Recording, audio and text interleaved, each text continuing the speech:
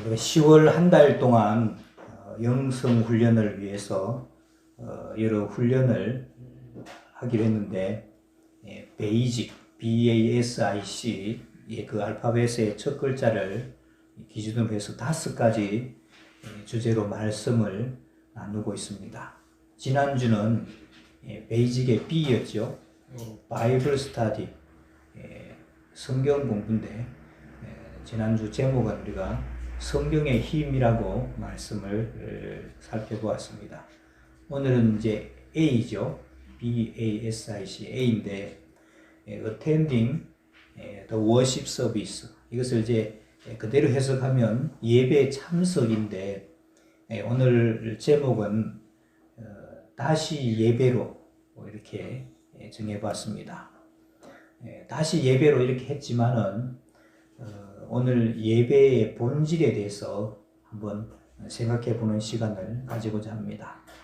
예배에 대해서 사전을 찾아보면 한자 그대로 풀이하면 예를 갖추어서 절을 한다, 그런 뜻입니다.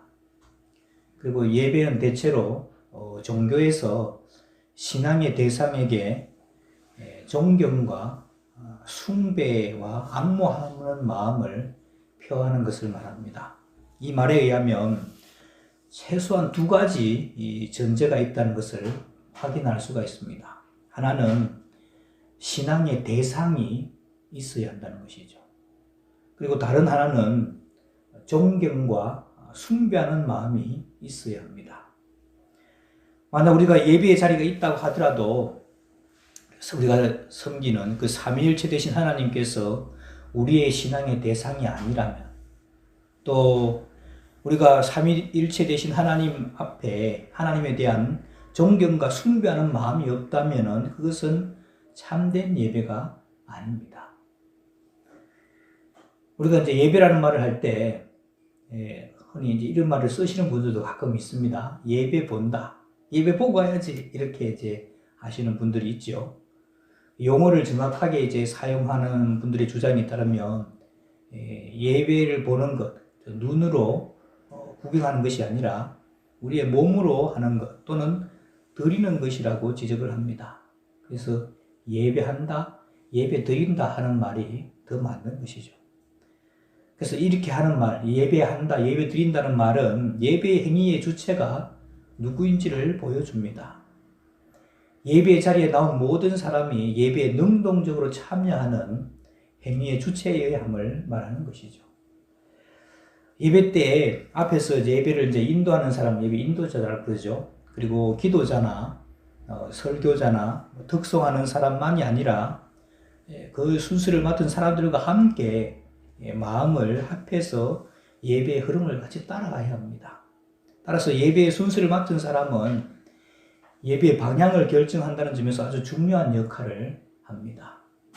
삼위일체 되신 하나님을 예배할 수도 있지만은 하나님이 아닌 다른 것을 예배하게 만들 수도 있기 때문에 우리가 앞에 서서 인도해 나가는 사람은 굉장히 중요한 역할을 하는 것이죠. 오늘 우리가 읽은 말씀에도 보면 아론처럼 그렇게 드릴 수가 있다는 겁니다. 하나님이 아닌 다른 것을 하나님으로 섬길 수 있다는 말이죠. 매주 교회에 나와서 예배를 드리는데 그것이 참된 예배가 아닐 수도 있다는 생각을 여러분 해본 적이 있습니까? 찬양을 드리지만 그 찬양이 하나님을 향한 감사의 고백이 아닐 수도 있다고 생각해 본 적이 있습니까? 헌금을 드리지만은 하나님께서 받지 않으실 수 있다는 생각을 해본 적이 있습니까? 예배를 생각할 때 겉으로 드러나는 모습이 아니라 마음이 중요하다는 것을 강조하면서 우리의 예배를 점검해 볼 필요가 있습니다. 만약 예배당에 앉아있는 우리에게 하나님을 향한 존경과 숭배의 마음이 없다면 그것은 예배가 아니기 때문입니다. 예배를 뜻하는 히브리어의 원어는 샤하라는 단어인데 섬기다, 엎드리다, 예배하다, 이런 뜻을 가지고 있습니다. 이렇게 예배라는 단어의 의미는 최상의 존경과 존귀를 하나님께 드려서 하나님을 높이는 것입니다. 이렇게 하나님을 높이는 행위가 구약시대에는 제사를 통해서 표현되었기 때문에 구약은 제사가 곧 예배였습니다. 하나님께서 자기 백성 이스라엘을 이집트에서 해방시키신 이유 역시 이 예배 때문이었습니다. 우리 여러분 주보사의 간지 보시면 말씀이 있을 텐데 출애굽기 3장 18절 말씀, 출애굽기 3장 18절 말씀을 같이 읽어보겠습니다. 시작. 그들이 내 말을 들으리니 그는 그들의 장로들과 함께 애굽 왕에게 이르기를 히브리 사람의 하나님 여호와께서 우리에게 임하셨은즉 우리가 우리 하나님 여호와께 제사를 드리려 하오니 사흘 길쯤 광야로 가도록 허락하소서 하라. 아멘. 이 말씀은 하나님이 모세에게 바로 왕을 찾아가서 이 말을 하라는 겁니다. 그래서 여기 말씀에 보면 우리가 우리 하나님 여호와께 제사 드리려 하오니 사흘 길쯤 광야로 가도록 허락하소서. 그러니까 이스라엘 백성들을 애굽에서 해방시키려고 하는 이유가 하나님께 제사 드리려고 그렇게 했다는 겁니다. 오늘 우리가 읽은 이 32장 출애굽기 32장 1절에서 8절 말씀에는 이스라엘 백성이 출애굽한 후에 예배하는 모습이 기록되어 있습니다. 어떻게 예배하는지 오늘 5절 6절 말씀 성경책을 보셔도 되고 거기 말씀도 같이 있습니다. 우리 5절을 제가 보고 이름 6절 읽어보겠습니다. 아론이 보고 그 앞에 제단을 쌓고 이에 아론이 공포하여 이르되 내일은 여호와의 절일이니라 하니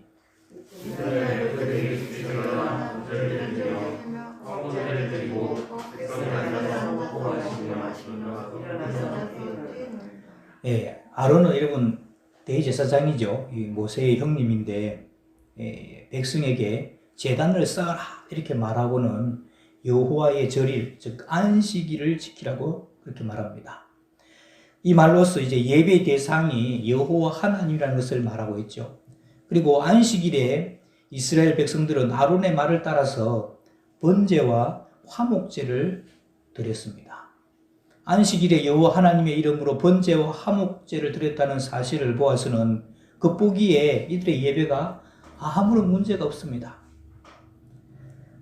그렇지만은 오늘 본문에 기록된 이스라엘 백성의 예배는 여호와 하나님께 드리는 예배가 아니었다는 사실입니다. 우리 4절도 같이 읽어볼까요? 4절 시작. 아론이 그들의 손에서 금고리를 받아 부어서 조각칼로 새겨 송아지 형상을 만드니 그들이 말하되 이스라엘아 이는 너희를 애굽 땅에서 인도하여 낸 너희의 신이로다 하는지라. 이 4절 말씀에는 그들이 예배하는 형식은 다 갖췄는데 예배의 대상이 누구인가 하는 것을 보여주고 있죠. 그러면 예배의 본질이 무엇입니까? 예배는 하나님을 뵙는 데 있습니다. 그러나 출애굽기 32장에 기록된 이 예배의 모습에서는 하나님이 아니라 여호와라는 이름을 붙인 금송아지를 보고 있다는 점입니다. 그 이름만 가져다 붙인다고 해서 하나님이 되는 것이 아니죠. 사실 금송아지 혹은 이제 금으로 만든 소는 이집트 사람들이 섬기는 소 형상을 한 신 아피스라는 신 이름의 신입니다. 그러니까 출애굽기 32장에 기록된 장면은 이스라엘 백성들이 이집트에서 이 애굽에서 노예 생활을 할 때 이집트 사람들과 함께 섬기던 아피스를 여호와라고 이름을 붙이고는 예배하고 있는 것이었습니다. 이집트에서 노예로서 살아갈 때 보았던 이집트 사람들이 섬기는 신을 여호와로 이름만 바꾸고 섬기고 있는 그런 모습입니다. 따라서 우리가 예배되게 하는 것은 하나님을 하나님 되게 하는 것과 밀접하게 연결이 되어 있습니다. 예배를 예배되게 하기 위해서는 먼저 하나님을 하나님 되게 해야 하는 겁니다. 성경 역사를 통해서 또 우리 기독교 역사를 통해서 확인할 수 있는 가장 위험한 신앙의 잘못들 가운데 하나는 하나님을 우상처럼 섬기고 우상을 하나님처럼 섬기는 것입니다. 사사기 말씀은 이러한 상황에 대해서 아주 자세하게 기록하고 있습니다. 오늘 여기 이제 이 모세가 나오고 모세의 뒤를 이어서 여호수아가 바톤 이어받아서 가나안 땅에 이제 점령에 들어가죠. 여호수아 뒤에 나타나는 그 시대가 바로 사사들이 다스리던 시대입니다. 그때 보면은 여호수아가 이제 죽고 또 사사들이 죽은 이후에 이스라엘 백성들은 여호와 앞에서 악을 행하였다. 이런 말씀이 사사기에 7번 반복됩니다. 여호와의 목전에서 악을 행하여, 그 다음에 나올 때는 여호와의 목전에서 또 악을 행하여, 그 다음에 나올 때는 여호와 앞에서 다시 악을 행하여. 그 악이 뭔가 하니까 하나님을 안 섬기고 다른 신을 섬기는 것이었습니다. 이런 일들이 계속해서 반복되고 있습니다. 그래서 하나님을 왕으로 섬기지 않는 이스라엘 백성들의 모습은 오늘날 현대인의 모습과도 크게 다를 바가 없는 혼돈의 모습입니다. 이러한 사사시대의 특징에 대해서 사사기 17장 6절 말씀 이렇게 기록하고 있습니다. 우리 사사기 17장 6절 말씀 같이 볼까요? 시작. 그때에는 이스라엘에 왕이 없었으므로 사람마다 자기 소견에 옳은 대로 행하였더라. 사사기 17장 말씀은 하나님을 왕으로 섬기지도 않고 하나님께 예배하지도 않는 사람은 자기가 왕이 되어서 자기가 옳다고 생각하는 바를 행하였다는 것입니다. 물론 처음부터 이스라엘 백성들이 우상을 섬기는 것은 아니었습니다. 이스라엘 백성들이 가나안 땅에서 어려움 없이 편안하게 지내게 되면서 점점 하나님을 멀리하게 되고 하나님이 아닌 우상을 섬기게 되었습니다. 때로는 하나님도 섬기고 우상도 섬겼습니다. 그리고 어떤 때는 하나님을 우상처럼 섬기기도 했습니다. 그래서 사사기에 이렇게 기록된 것만 해도 여호와의 목전에서 악을 행하였다 이 말씀이 7번이나 반복됩니다. 그러니까 여러분 이 사사기 시대가 구약의 암흑기라고 할 만큼 똑같은 역사가 반복됩니다. 하나님을 섬기지 않고 다른 우상들을 섬길 때마다 하나님께서는 이민족을 일으켜서 이스라엘 백성들을 치셨죠. 그러면 하나님께 이스라엘 백성들을 부르짖고 하나님께서는 지도자 사사를 보내셔서 이스라엘을 구원해 주십니다. 그리고 나라가 어느 정도 태평해지면 또 하나님 앞에 악을 행해서 하나님을 안 섬기고 다른 것을 섬깁니다. 그러면 또 하나님께서는 이민족을 쳐들어오게 해서 이스라엘이 어려움 당하게 되고 그 어려움 당하면 또 하나님 앞에 부르짖고 기도하고 하나님께서는 사사를 세우셔서 또 이스라엘 백성들을 구원해 줍니다. 이렇게 계속해서 반복되는 역사가 이 사사기 시대입니다. 참되시고 살아계시는 신, 모든 신 위에 뛰어난 하나님, 신, 천지 만물을 창조하신 하나님을 섬기는 것이 아니라 여러 신을 동시에 섬기는 모습을 우리가 볼 수가 있는데 이것은 마치 신들을 대상으로 썸을 타고 의장 관리를 하는 듯한 그런 모습을 보여줍니다. 이 신이 아니면 말고 이 신이 아니면 저 신을 섬기면 되지 저 신이 아니면 또 다른 신을 섬기고 신이 하나밖에 없느냐 여러 신을 동시에 가지고 있으면서 필요에 따라 갈아치우는 모습이 마치 자신의 필요에 따라서 무엇이든지 금방금방 갈아치우는 사람들의 모습과 크게 다를 바가 없습니다. 이 정도 되면은 신을 섬기는 것이 아니라 신을 이용한다는 표현이 맞을 겁니다.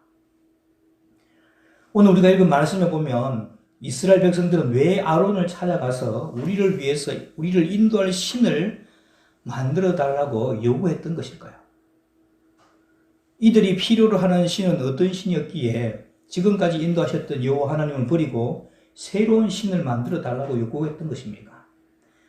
살아계신 하나님께 예배하는 것과 죽은 우상을 섬기는 것은 어떤 차이가 있습니까? 이것을 이해하기 위해서는 성경이 말하는 우상 숭배가 무엇인지를 확인할 필요가 있습니다. 우리 골로새서 3장 5절 말씀 한번 같이 해볼까요? 골로새서 3장 5절 말씀 시작. 그러므로 땅에 있는 지체를 죽이라. 곧 음란과 부정과 사욕과 악한 정욕과 탐심이니 탐심은 우상 숭배니라. 오늘 그 골로새서 3장 5절 말씀은 탐심이 역시 꼭 우상 숭배라고 그렇게 말씀하고 있습니다. 필요한 것 이상으로 가지려고 하는 그런 욕심을 탐심이라고 할 때 꼭 필요한 것은 아니지만은 자신이 원하는 것을 주는 신이 능력 있는 신이라고 여기면서 그 신과 좋은 관계를 하려고 하는 것. 이게 우상숭배입니다. 자신이 원하는 것을 주기만 하면 악마하고도 계약을 맺는 파우스트 이야기는 그야말로 우상숭배의 끝판왕이라고 할 수가 있을 겁니다. 주의할 것은 악마와 계약을 맺는 것만이 우상숭배가 아니라는 점입니다. 우리의 탐심이 투사된 대상이 우상이기 때문입니다. 어떤 사람은 결혼을 통해서 자신의 탐심을 채우려고 하기도 하고 어떤 사람은 공부를 통해서 자신의 탐심을 채우려 하기도 합니다. 결혼이나 공부 자체가 문제가 아니라 왜 그리고 어떻게 하느냐, 곧 목적과 방법의 문제입니다. 예배도 마찬가지죠. 왜 예배하는지, 어떻게 예배하는지의 문제에 집중하게 되면 우리의 예배가 우상숭배가 아닌 진정한 예배가 된다는 것을 우리가 알 수가 있습니다. 전능하신 하나님께서 10가지 재앙을 통해서 또 홍해의 기적과 만나와 메추라기의 기적을 통해서 이스라엘 백성을 해방하고 인도해 주셨지만 그들은 만족하지 않았습니다. 늘 불평하고 불만을 이야기했으며 하나님과 하나님의 사람 모세를 대적했습니다. 이제 하나님의 사람 모세가 명령에 따라서 산에 올라가서 자신들의 눈에 보이지 않게 되자 이스라엘 백성들은 아론에게 자신들을 위한 신을 만들어내라고 합니다. 그리고 금송아지를 만들어서 여호와라 이름을 붙이고 이 금송아지를 예배하는 것입니다. 이스라엘 백성은 여호와 하나님이 아니라 자신의 탐심을 금송아지에 투사해서 그 금송아지를 섬겼습니다. 그러면서도 자기는 여호와께 예배한다고 그렇게 생각했던 것입니다. 이에 대해서 하나님께서는 진노하시고 이스라엘 백성들을 향해서 목이 곧은 백성이라고 책망을 하십니다.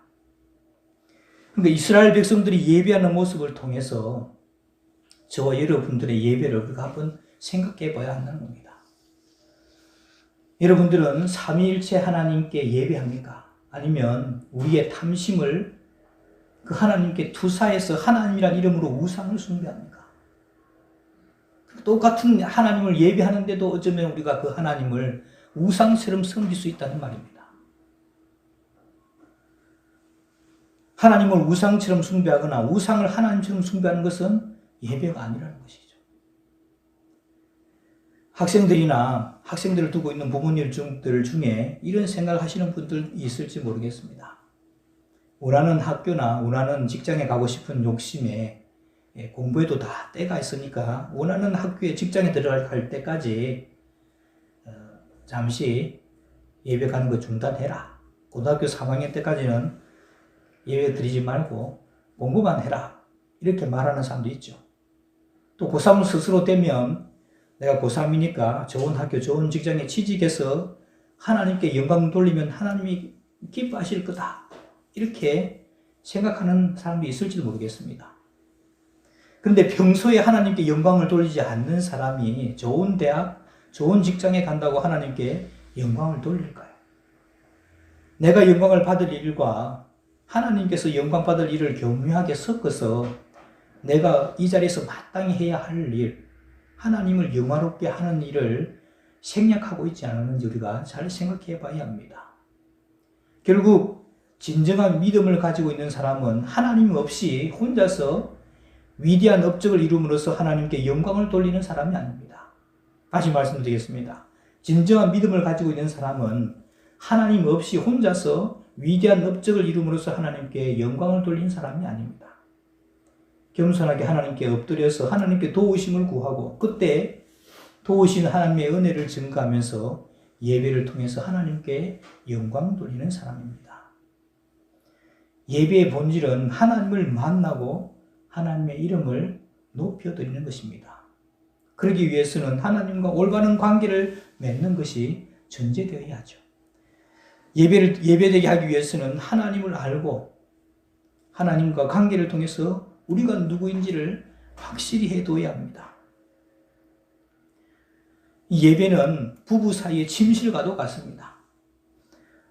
예배는 남편과 아내처럼 하나님이 우리와 우리 사람과 관계하는 시간입니다. 우리가 하나님과 올바른 관계를 맺을 때 하나님과 함께 하는 시간이 예배가 되고 우리의 예배는 온전해질 수 있습니다. 그때 비로소 우리는 참된 예배사로서 예배할 수가 있는 것이죠. 말씀을 이제 정리합니다. 예배는 우리의 필요한 것을 얻기 위해서 하나님을 정기적으로 찾아뵙고 얼굴 두 장 찍는 것이 아닙니다. 예배는 사랑과 존경의 표현입니다. 하나님의 사랑이 어떠한지를 알았다면 이제 그 사랑에 대해서 응답해야 하는데 그와 같은 사랑에 대한 응답하는 그 표현이 예배인 겁니다. 코로나 이후로 많은 그 교회들이 이 예배에 많이 소원해졌죠. 예배 참석하지 않는 사람이 한 3분의 1 정도는 줄였다고 하는 겁니다. 그래서 코로나 이후 소원해진 우리의 예배가 하나님을 하나님 되게, 우리를 사랑하신 그 사랑에 응답해서 우리의 마음과 정성을 다하여 드리는 예배가 될 수 있게 되기를 주님의 이름으로 축원합니다. 기도하겠습니다. 하나님 아버지, 영성훈련의 두 번째 시간으로 우리의 예배를 생각해 보았습니다. 모세 때 이스라엘 백성들은 자신들의 탐심을 채우기 위해 금송아지에게 하나님의 이름을 붙이고 숭배했습니다. 우리는 어떤지 돌아보게 하여 주시고 우리의 욕심을 위해서 여호와 하나님께 우리의 소원을 투사해서 하나님을 우상처럼 섬기고 있지는 않은지 우리 자신을 돌아보게 하여 주시옵소서. 하나님이 우리를 사랑하셨기에 그 사랑을 알고 그 사랑에 우리의 마음과 정성으로 응답하여 드리는 예배가 되게 하여 주옵소서. 마음이 담긴 예배가 드려지게 하여 주옵소서. 예수님의 이름으로 기도하옵나이다. 아멘.